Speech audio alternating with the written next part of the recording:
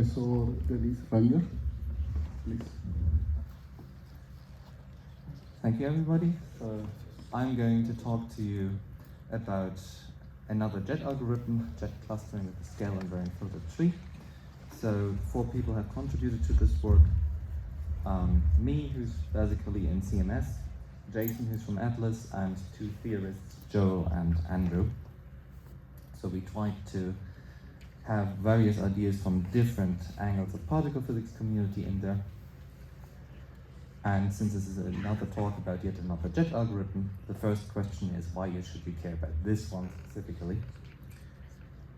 To give you an idea why, I'll start with the historical challenge of connecting QCD from the theory predictions to the experimental measurements. Out of this, I'll generate a long list of properties that we would like a JET algorithm to have, and see how many of them we can smash together in one algorithm. And I have to convince you that these kinds of requirements have changed over time, specifically that with every increase in center of mass energy and also to some degree detector instrumentation, this has evolved. So if you take nothing else away from this talk, at the end I have to convince you that whatever we consider a boosted jet today is tomorrow's normal jet, and that we now need to think about how to fulfill our jet wish list for the future.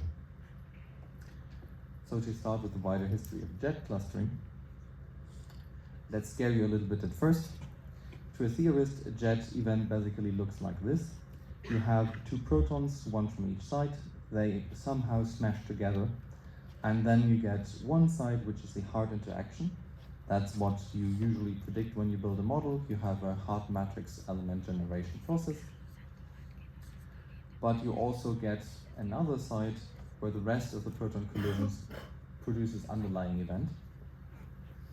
What you get in the hadronizer then is that eventually you produce a lot of hadrons, the occasional electron, some muons. And what is here in green is essentially what the experimentalist in the end will see.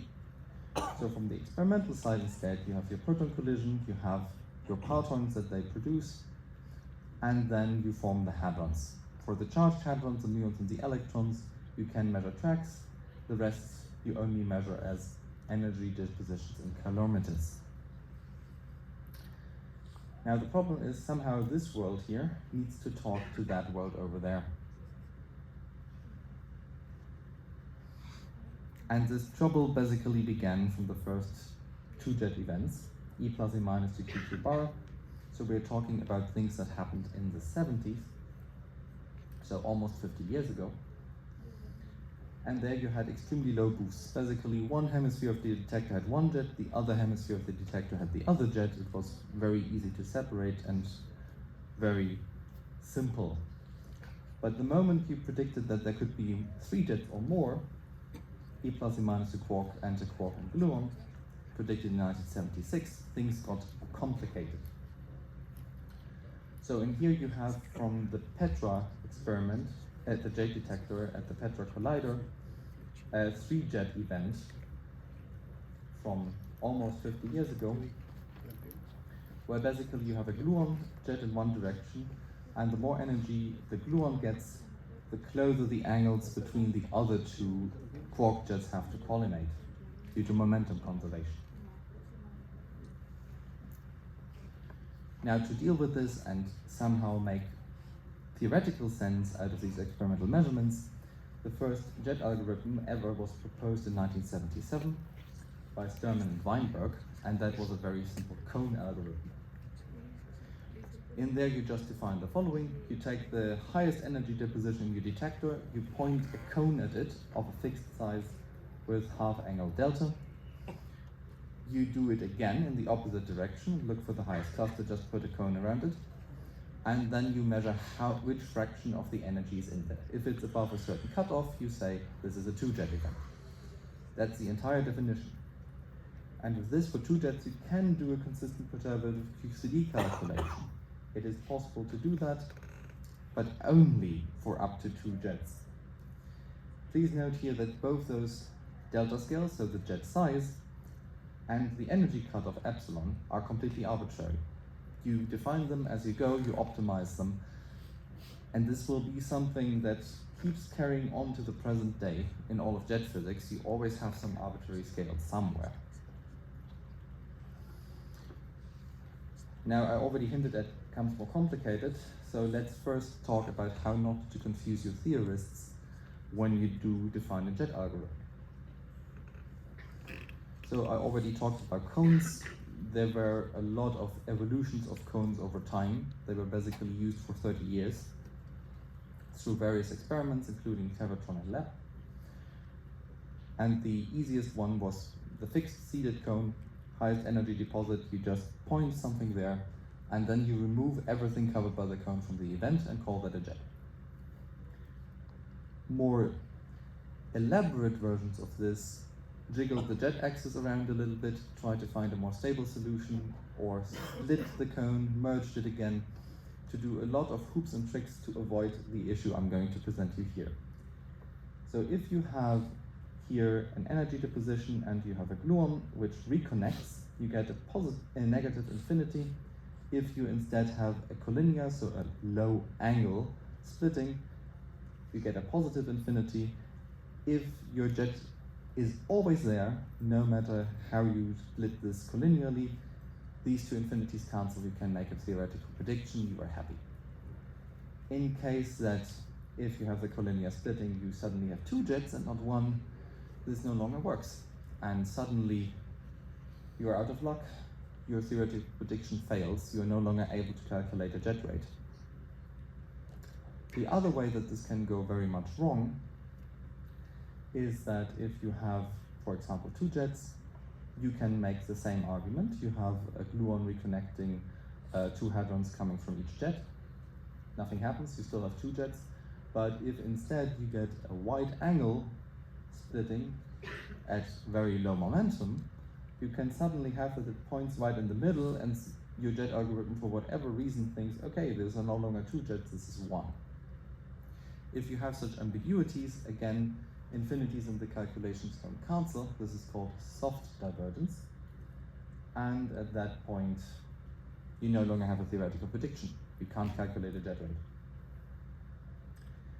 Despite these problems with the cone algorithms and all the amendments and hoops that people have gone through, splitting and merging, jiggling axes around in order to avoid this type of problem, the cone algorithms survived for a long time at Tevatron and Lab, and that was mostly due to computational reasons, as I'll explain later. Still, the things that you know today, and that most of you will have encountered at some point, are sequential recombination algorithms. The procedure itself is not that complicated. You define a distance metric, whether it's a delta, a d, an ij, or whatever particle pair you want, and you find always the minimum. If you have your minimum distance pair, you merge them. If you merge two particles, this is technically called a pseudojet, and you just keep repeating that. Once you have hit some cutoff argument that you arbitrarily define, a minimum momentum, a beam measure, as it's also called, you call everything that's left a jet. And this is a sequential clustering algorithm in a nutshell. Now, the first one of this type was the Jade algorithm. I'll show you the metric of that later. But again, this did not take off because you can see already you need a lot of recombinations, and this is computationally intensive. We didn't have fast processing for all of the last 50 years. What you use today is usually the KT family of algorithms, so they all have the same type of distance measure and so-called beam measure, the argument when to stop clustering. They have a parameter R, which is the jet size parameter, which is also historically called cone size, and a parameter N, which can be -1, +1, or 0. If you have -1, we have anti-KT here. If you have +1, we have KT.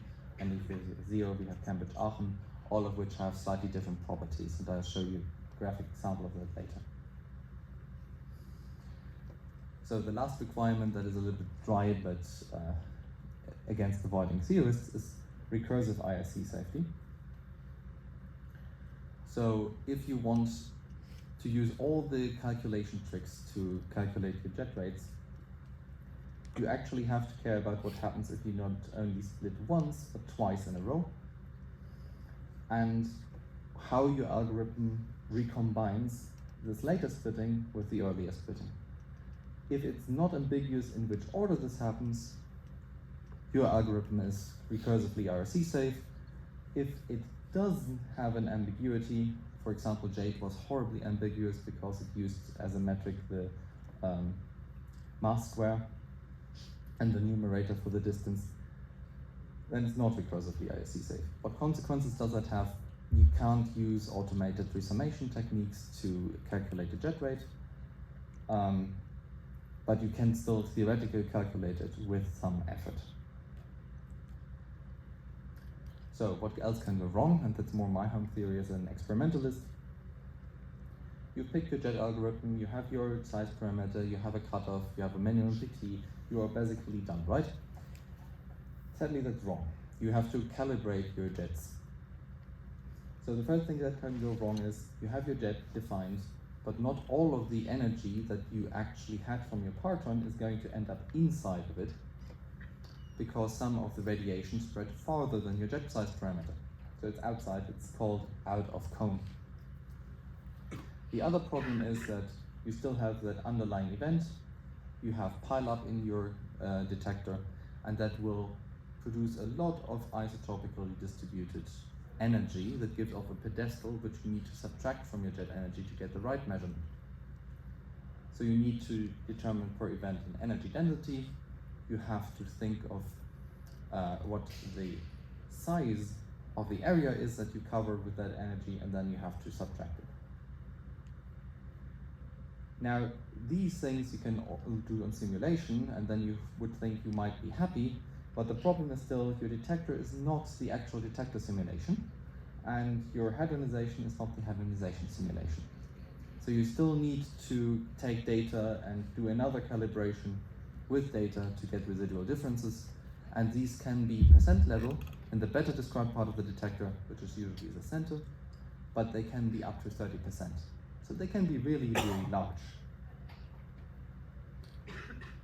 Speaking about jet areas, the procedure to estimate a jet area, so each different colored thing here is a different jet, and the height is the PT that is inside of your jet definition. This is all the same event, but for 4 different algorithms. Otherwise, this is an azimuthal angle and rapidity plane. You can cover this entire thing with just infinitesimally low momentum particles, and then you just count which jet grabbed them. If we grab them, this is called the catchment area, or the jet area, and thereby you can calculate where your jet would actually have acquired any particle would it have pointed there. Now thinking of the KT family, so the KT algorithm was always used at E plus E minus colliders because it has a very nice property of getting all the soft products first and then going inwards, assembling the harder parts of the event. This is nice if you have little noise because it means that out of cone radiation is not much of a problem. You get a very good measurement of the total energy without having to worry much about out of cone effects. If you take what is used at hadron colliders, it's anti-KT. This is the opposite property. It goes for the hard parts of the event first, and then clusters outward, and we will reach this a perfect circle size.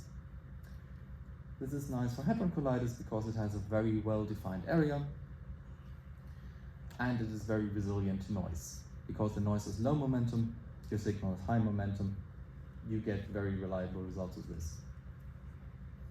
Cambridge Aachen just cares about the angle and doesn't care about the T-bar whatsoever.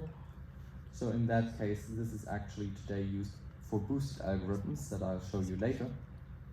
And the best IRC-safe cone algorithm that was developed was basically syscone. It's just here for completeness. Now I've already said that sequential clustering algorithms are very hard to calculate with straightforward means. What you have to do is you have to basically make an array of all your particles against all your particles, enter all your possible distances, and look through it as many times as you have particles again, in order to do the combination up to the very end. So the order of computation is n cubed. And if you think of the LHC, this is a prediction from 2010, so people still believe you will have only 20 pileup, not 50. You have easily 10,000 particles to cluster in an event today. So if you try to do that with an n cubed algorithm, even with modern computing, this is harsh. Thankfully, people developed the FastJet algorithm, which has two tricks. It does binary tree sorting and a so-called Voronoi diagram, which tells you what all the nearest neighbors are. So you don't actually need to compute all the combinations. You only need to recompute the combinations that are sensitive because they are next to your original cluster. And by that you can squash this to an order n log n. And once FastJet was established, the cone algorithms died, the sequential clustering algorithm era began. So now that we've gone through all of those more experimental or computational and theoretical requirements, let's make a wish list. We would like our algorithm to be IRC safe, so we actually can do theoretical predictions. We want a reasonable implementation speed, so it has to be calculable. We want to minimize out of cone showering, so a fixed size jet parameter is not optimal. We want still to have a regular catchment area, so that we know if it points in a specific way, which part of the detector is actually responsible for measuring that energy. If it's wiggling around in weird prices that are completely unpredictable, that means you have to average over a lot of jets and your resolution will be bad. Just as a small reminder, just with particle fold calibration in CMS, if you just take those clusters, which are calibrated individually, and a jet, the response is only 90% of what it should be. It's not 100%, though you still have a 10% calibration on top of that, just from simulation. It should ideally be recursively IRC safe, but that's just a wish. It doesn't need to be there. And if we can wish for whatever we want, as few arbitrary parameters as possible. Let's hope it's intelligent. So finally, there's some serious boost. If you have a massive particle of mass m decaying and you want to know the radius, the angular separation, so delta phi squared, delta eta square of the decay products, then this is an approximate formula that tells you on average how far apart they are. If you have a low PT top decay, then it's hadronic, you have basically 3 jets, they are all well separated, this is easy to measure, you can do all the permutations, you can measure the top mass, you are happy. But once you give enough PT to this, all of this will end up in what you would normally consider a single jet size.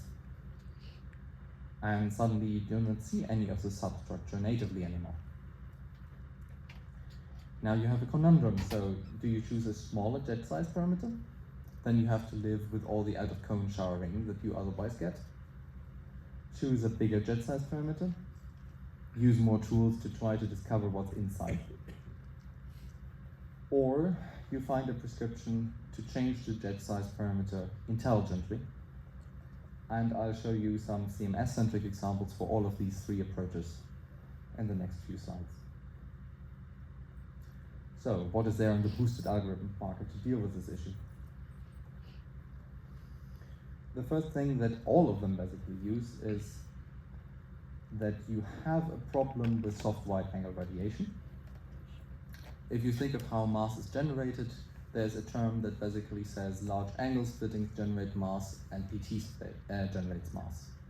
Even low PT objects can generate mass if they are at large angles, and you have some uncorrelated one from underlying event and pileup. So a lot of the actual jet mass is fake. And if you require what we call soft drop, so you take the minimum PT of both clusters you're trying to look at, over the average PT, you make a cut scale, and Atlas at least uses also some form of angular requirement. Then you can reduce, this is differential jet rate versus the jet path, the more to the right the heavier the apparent mass is. If you use that requirement with a couple of parameters, you can extend this to far lower momenta, where you would not expect your signal things you look for, like a boosted W at 80 GV, boosted Z at 90 GV, or anything like that.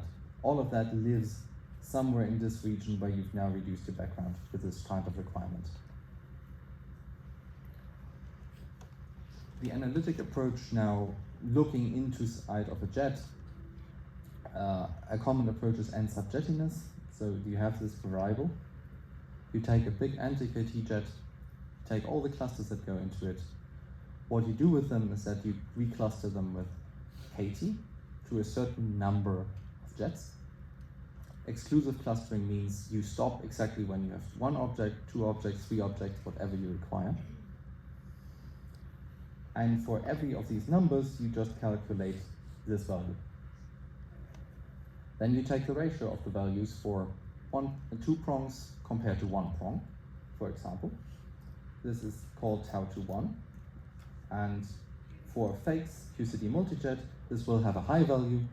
For a real substructure with two prongs, this should have a low value, and you can get a decent separation with this kind of method. You can do the same on top, so 3 prongs versus 2 prongs. It doesn't work as well as for the 2 versus 1 prong case, but that's an analytic approach. You basically put a likelihood on how substructurally the inside of a jet looks. You can also just discard the notion that you need a fixed jet size parameter. They define some arbitrary parameter rho, for which they scale with the momentum the radius of the heavy object tagger with variable radius jets. They use Cambridge-Aachen, which does only care about the angles between the jets. And they also need to require, theta again is an arbitrary parameter, that every clustering at least adds a minimum amount of mass to the jet. So this is another form of a soft block requirement. If you do that, you get a better estimation of the number of jets within this construction, and you get also a relatively decent mass reconstruction of the top. So, humans are better at this. What happens if we let neural networks do it instead? Mass is still the most important observable. That's possibly a double-edged sword, because your algorithms also tend to learn the jet mass that you require in order to tag something like a W boosted jet or a Z boosted jet. And this is a basically Higgs boosted jet tagging, where you varied the importance to the algorithm of the mass of the boosted object, but you do this only on things that are considered to be background.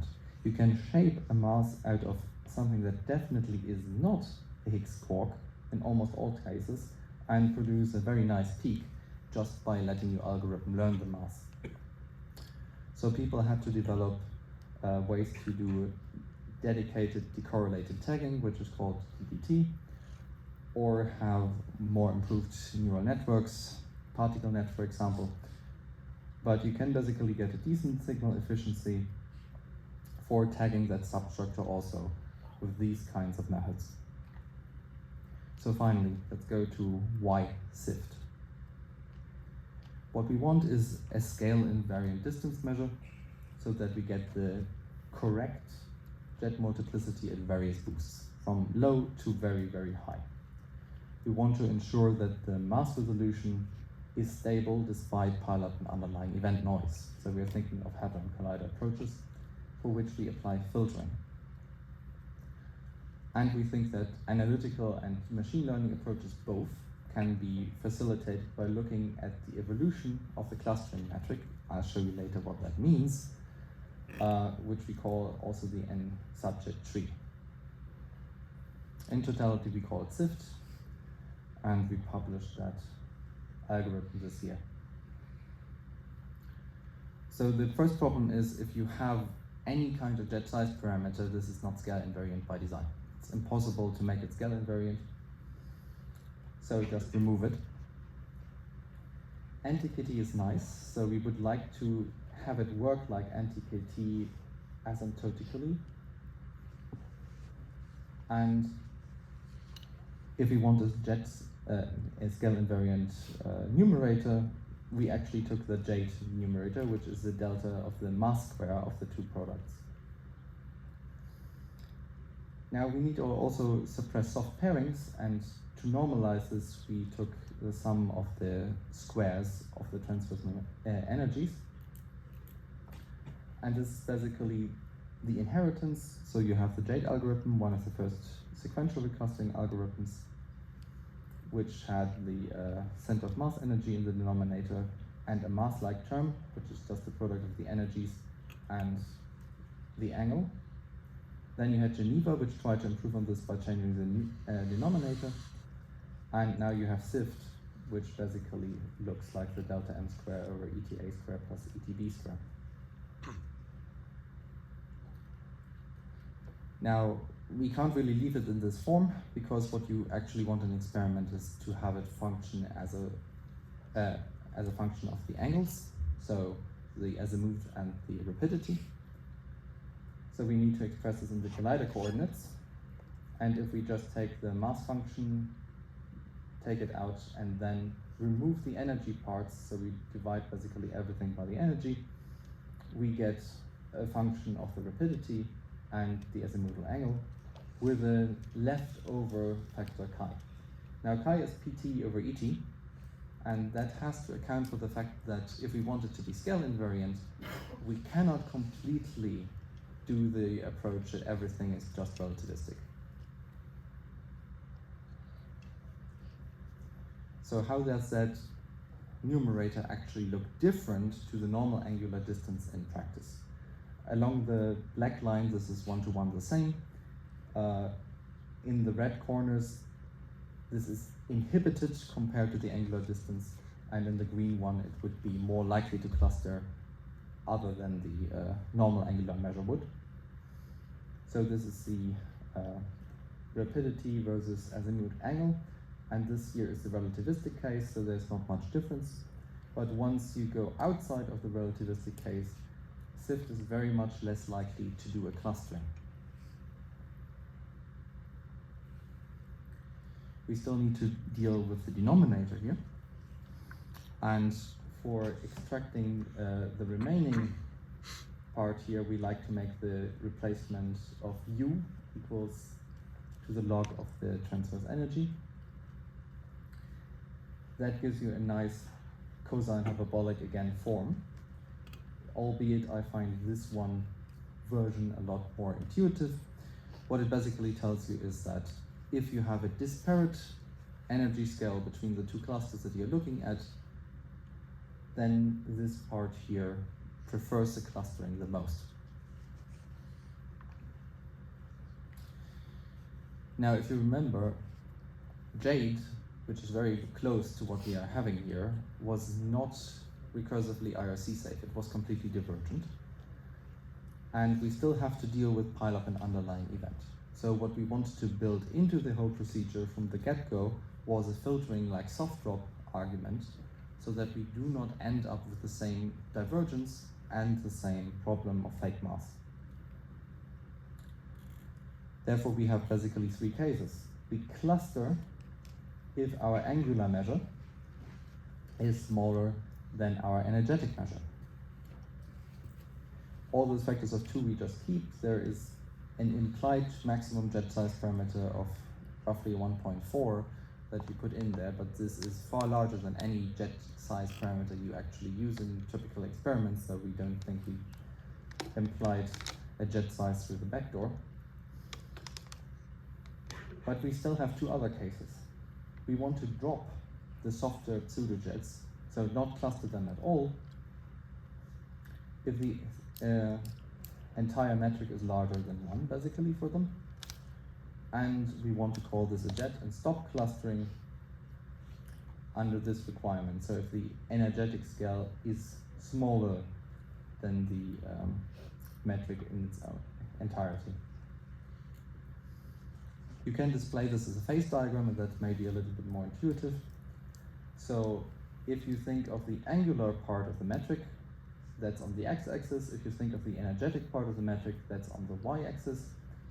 Towards the lower left, we have the soft collinear limit.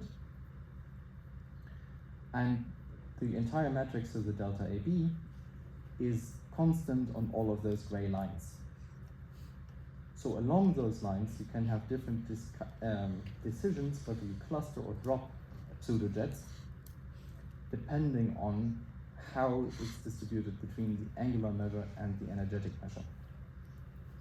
And then we have the isolate case over here where we just call the jet and are done. Now, because we have that isolation space, this is basically akin to the beam measure as you know it from the sequential clustering algorithms. So in totality, we have a beam measure in there as well. So let's talk about the application and performance of this. Sadly, it's not that well able to be seen, but these are two boosted top events with their different decay products and where they point. This is just rapidity versus phi plane with the PT coming out of this plane. And then let's have a look what different algorithms do if you actually cluster this. So if we take anti-KT on this event, you basically get two jets that are random, you don't know anything about the structure inside. This is exactly what you want, or what you expect from anti-KT at a very high boost event. If you take SIFT and stop it at some point of the metric, you actually get a representation of each of those jet prongs that comes out of this naturally. Now I arbitrarily stopped it at some point, right? But you can reconstruct the top mass out of this W mass, and I'll show you how well that works. So if we try to reconstruct the boosted object mass with this filtering applied, we simulated W to 2 jet events and top to 3 jet events, and did this for various boosts. So if your average PT is basically 200 GeV in the event, your top should not really be boosted. But you can reconstruct the W inside of the jet, you can reconstruct the W inside of the top event by taking basically the 2 jet combinations which are closest to the W mass, so there's a little bit of shaping there. And you can try for a top mass which would be green, but if you increase the boost more and more, every different one here is affected to increase, you see the top peak actually grow. You no longer have a single jet or a W jet peak and a little bit of top, you have mostly top, and at the end only top at very, very, very large boosts. So at very different boosts, we didn't put anything arbitrary like a jet size parameter in there. You can actually get decent mass reconstructions, at least in simulation. Now, one of the properties that really needs some study is the evolution of the metric itself during clustering. So since it does contain a mass difference square, it is sensitive to how things recombine. And here we looked at different matrix element multiplicities of just QCD events, from 1 jet to 4 jets. With no ISR, we basically deactivated any way that we could confuse ourselves. This is at very low momentum, so this is 6 GeV and more jets, this is 15 GeV and more jets, this is 20 GeV and more jets, and more the energy keeps increasing. The black points are basically the values where you got the exact right jet multiplicity, and the y-axis is the metric value when that happens. So once you have the yellow band, this would be the optimal stopping point. The only downside of this is, so the band gets larger, you can make less of a, let's say, mistake, the larger the boost gets. But all of these points also have a spread on the y-axis, so they are not just points, and that would have confused the plot, so we didn't point it out here.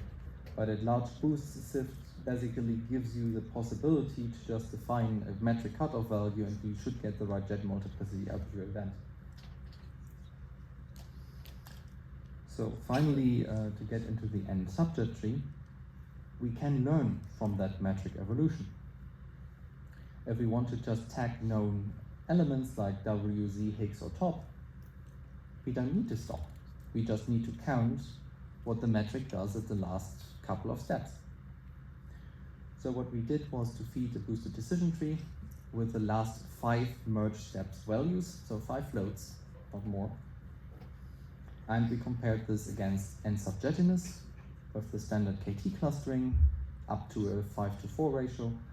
We did try n sub jettiness with SIFT clustering instead, and we also combined the SIFT clustered n sub jettiness and the metric evolution. So the results on this were, as you can see here, the area under the curve just for the rock for an example. In red, if you can see it, those are the best values. So just the n sub jettiness as it comes right out of dells in KT is usually not the best performer, but for one case, SIFT clustered versions of this metric perform somewhat the same, but usually worse. If you use the metric itself from SIFT, this is almost the best combination. There's 1 or 2 percentage points more that you can gain by combining this with the n sub jettiness, so there's some residual information there that the metric itself does not enclose, but that n sub jettiness has. So this was the best performer for us, and it performed, especially at high boosts, very, very well. The top of this was basically for looking for W, the bottom is for top, and at 3.2 TeV jets, we got a very, very good results still. So, let me give you a short outlook into the future of clustering. We really need to rethink clustering for the next energy to some degree. If history that I've presented to you has told us anything, really, from 3 jet events on in the 70s, 50 years later, we are still having arbitrary scales everywhere. We still keep basically building our tools whenever we encounter a problem and then only try to fix that specific problem instead of having a more scale-invariant thing that would work at different scales. And so everything is a product of the time. How many jets do you expect? Is something boosted? Do you have computing constraints that do something? Every single one of those developments gives us a little bit more understanding, but at some point we have to accrue this and get a more generalized approach. And if you think the next leap of energy is far ahead, this year was just done on November 15th. A plasma wave field accelerator reported that they got a 10 GeV electron beam with a 20-meter long experimental setup. Their acceleration distance was only 10 centimeters. So if they manage to stage this kind of approach, the next leap of energy, maybe even a Higgs factory in a linear collider, might be closer than you think. And then your today's boosted vector boson, if you have really high energies, is just going to be a single jet. To summarize SIFT, the metric itself is scale invariant, it's analytic in its formulation, it has some nice mathematical properties. It is IRC safe, it is not fully recursively IRC safe. Filtering saves it compared to J to some degree. But the value of the metric itself basically encodes enough information so that machine learning approaches can differentiate different objects inside of jets. The jet shapes of it are, by construction, not necessarily regular shaped, so it will be fun trying to calibrate that, but for that we actually need to implement it in an experiment. And the jet angular momentum response studies that were done on dells, whether you trust those, given that it's only dells and it's not really a detector simulation, I leave up to you. They are in the paper if you want to see them. But the biggest thing for us right now is we need to implement this in FastJet. The problem with this is all of the sequential reclustering algorithms you've seen so far can be formulated as some minimization problem over PTs and some angular distance. This is not possible for SIFT. For SIFT, you need to have at least the angular components and then the energetic component. So you have a three-dimensional problem instead of a two-dimensional one, and there's no pre-existing implementation we'd be aware of. So that will probably be the next work. There's just no time estimate yet for when that will happen. And then this can probably be implemented and tried out at the different experiments. If you would like to try it out right now, there are some program tools that Joel made. Here's the GitHub to his particular version of it. He's definitely willing to help you go along with them, but they are programmed in Perl. So if you are like me, who is more into C++ or Python, you might have a little bit of starting problems. He also has some Mathematica tools with which the, let's say, diagrams in the delta phi versus PT scale were made for those different algorithms, and he actually has movies on them on YouTube if you want to search for them. Okay, thank you for the attention.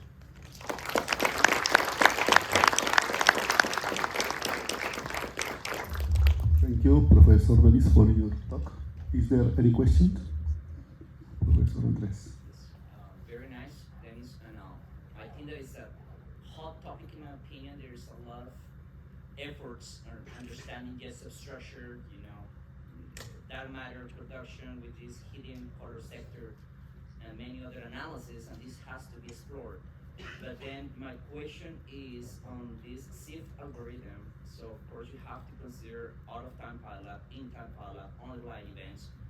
Its dependence, if there is a dependence with the PT of the jets and stuff. So I was wondering if you can give us some details on if you consider, all these and perhaps how dependent is the algorithm, upon these experimental effects, which, for the next stage of the LHC is super important step of physics. Okay, thank you for the question. So basically the main problem with the underlying event or pileup contributions that you say, because we are talking about extremely boosted jets here, it's not the energy contribution that matters here, but it's the mass addition that matters here. And that comes from the wide-angle soft radiation that you don't correctly identify either as pileup or underlying event. So to remove that, we had those filtering algorithms in, and they seem to us to do a good job. We can add pileup and see that we still get a good mass resolution, and also CMS has shown in their paper that grooming with this kind of filtering algorithm, your jet mass has very good properties of removing the fake mass. So for that, I'm less concerned. When it comes to actually calibrating in which direction something points inside of your detector, if you have an irregular jet shape at low momenta, I would be far more concerned, because if you point it to 1 kilometer tower and you know with NTKT exactly what's in the surrounding, you're fine. But if you have a tail to the left, a tail to the right in different events, by necessity you will basically get contributions to the entire jet energy resolutions from both sides that you cannot completely calibrate and account for. So at low momentum, probably SIFT is not your best choice, even though it's built to be scale invariant. At high momenta, where everything is very collimated, this should not matter, because you will end up, at least with current instrumentation, in a single kilometer tower. It will matter possibly in future detectors when you have a far smaller detector granularity again, because when you have a size irregularity on the scale of your detector granularity, that's when it starts to matter.